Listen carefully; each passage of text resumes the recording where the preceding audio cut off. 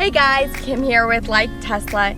It is officially my favorite time of year. It is fall, and we are headed up to the mountains of North Georgia to take the boys apple picking.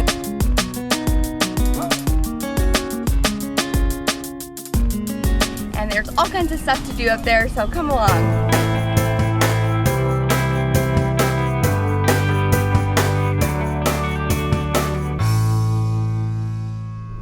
There's been so many hurricanes this year, from Harvey to Irma, and I've actually seen a lot of pictures of Teslas being submerged in the floodwaters, but I remember that Elon Musk tweeted that the battery and the motor were actually watertight. Is that true? Yeah, so he tweeted that the car can briefly float because of being sealed, both the motor and the battery, and if you accelerate, you can actually have the wheels spin and essentially make it a mini boat for a brief period as well.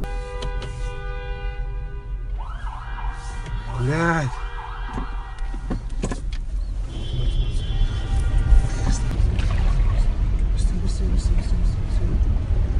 So we're seeing some crazy pictures of Teslas in water, and one of them really stood out. So when you look at this picture, it looks like the car is floating and the roof of the car is almost hitting the ceiling, but when you look closer, you see that it's actually wrapped in a watertight bag. Yeah, we looked at the manufacturer and found this bag online, and they claim, you've got to tether it because they don't want your car to float away, and you can clearly see this is it. It's got the tether on it. So talk about a smart Tesla owner who knew he had to evacuate and began wrapping this up and left, and presumably came back to a car that was, sitting above the water. So if you live somewhere where hurricanes come or you have flooding potential, get one of these bags. So I was just reading that Mercedes is planning to fully electrify their lineup by 2022, and they're gonna come to the party.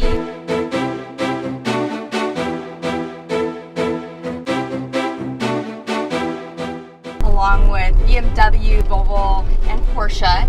And I even heard that Maserati is planning to come out with a competitor for the Model 3 and electrify their lineup by 2023. I know, isn't that interesting that Maserati wants to come to the party and even go after the Model 3 market? Kind of tells you the kind of market that they think the Model 3 can have. So the thing about when they say they're electrifying their lineup, they're not necessarily saying it's going to be 100% electric. They're saying that they're going to have some hybrids mixed in there, which is still headed in the right direction. So even Volvo announced that by 2019 they're going to be making only electric cars, so no new ICE cars. BMW said that 25% of their sales they expect should come from EVs by 2025, and you think about that, 1% of their sales, probably less than that, from EVs right now. So that is a dramatic increase in 8 years. Porsche even announced that the Mission E will start at around the Panamera price range of $80,000 and will come out in 2019. It'll be their first all-electric car.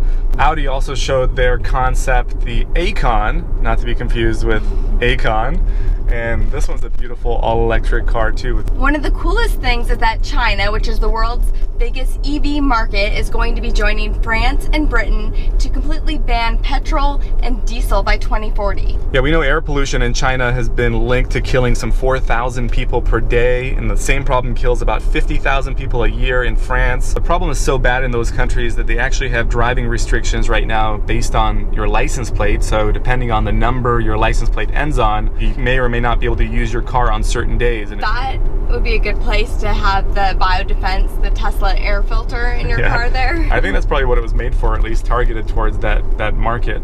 So Tesla's mission has always been to accelerate the transition to sustainable transport. So right now, even if they folded, completely went away, we're no longer in the picture, it's pretty obvious that they've completed their mission. Just look at all these other automobile makers that are now agreeing to electrify their lineups in the next 5 to 10 years. There's clearly a market for people all over wanting electric cars or some form of electric car. What do you guys think of all these different EVs from all of these automakers? Do you have any brand loyalty to any of them, or would you actually favor one maybe over the other? I'm really curious, so let me know in the comments below what your take is on it.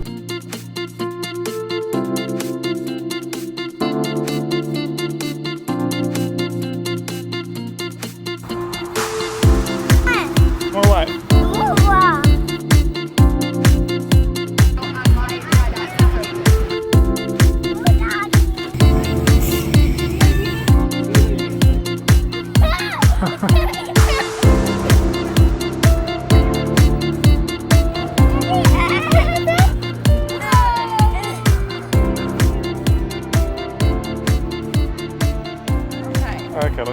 today? I have some apples in my pocket. Mommy, what does this say? I tried You to smuggling apples, Mommy? Smuggling some. Is that an apple in your pocket? Mama.